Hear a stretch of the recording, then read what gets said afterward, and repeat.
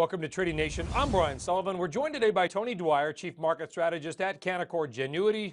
Tony, you've been a well-known market bull for a while, and you've been right. But now I understand you're a little bit more cautious and think that stocks are overbought. How come?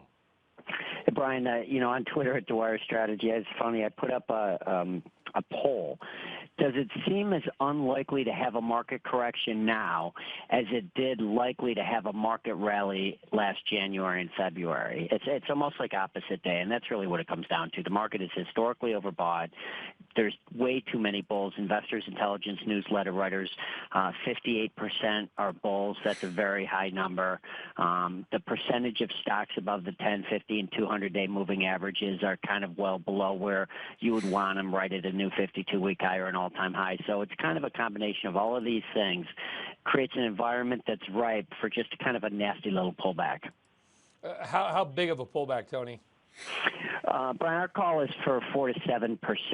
As a kind of a stat that we looked at today, it's been 146 days, including today, where you haven't had a correction of more than 5%.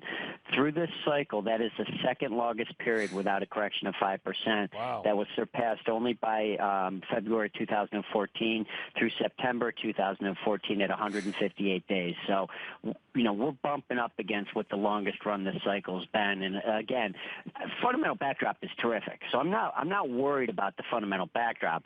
It's just in a market that's ripe for an out of nowhere kind of news item that talking heads like me can't predict that all of a sudden hit you and make it seem like a fundamental development. And that would be a buying opportunity when and if we get your pullback, correct? That is absolutely our call. And actually, I think that the next leg higher is going to be pretty significant. And the reason for that is you've got one of the most consensus calls out there is that the dollar is going to strengthen with higher rates in the U.S. and margins have made peak. I think both are wrong. The dollar is weakening and is likely to weaken further, and margins should have an uptick as the top line continues to grow globally. Our whole bull thesis in the second half of last year when we upgraded the market prior to the election had nothing to do with Donald Trump and lower regulation and lower taxes. It had to do with it. You were already seeing an acceleration in global economic activity. Ultimately, that's going to lead to higher top line, higher margins, better growth and profits, which ends up in higher markets. So I think the next leg higher is going to be pretty meaningful. Wow. And what's your biggest worry out there right now, Tony? Brian, what is really going to have an impact, I think, over coming weeks, frankly, is going to be that the Fed is going to have a more hawkish tone. Think about what the Fed has actually stated for why they are so historically accommodative. Number one, global event risk. Well, hell, we've had that in spades, and that's no longer with us. No fiscal stimulus. Well, now with Donald Trump, we certainly have that possibility with lower taxes and lower regulation. And lastly, deflation or disinflation expectations, and that has been well reversed over the course of the last 6 months. So the very reasons that the Fed has been historically accommodative are opposite of why they're there. So I expect a more hawkish Fed, which would also be the fundamental catalyst for a little bit of a correction prior to the next move higher. All right, Tony Dwyer, we appreciate your insight as always. Tony, you can join us anytime. Thank you.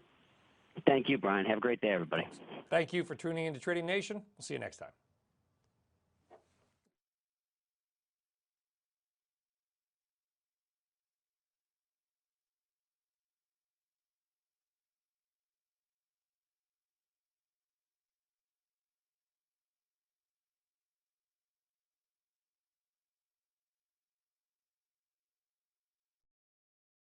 Hey there, thanks for checking out CNBC on YouTube. Be sure to subscribe to stay up to date on all of the day's biggest stories. You can also click on any of the videos around me to watch the latest from CNBC. Thanks for watching.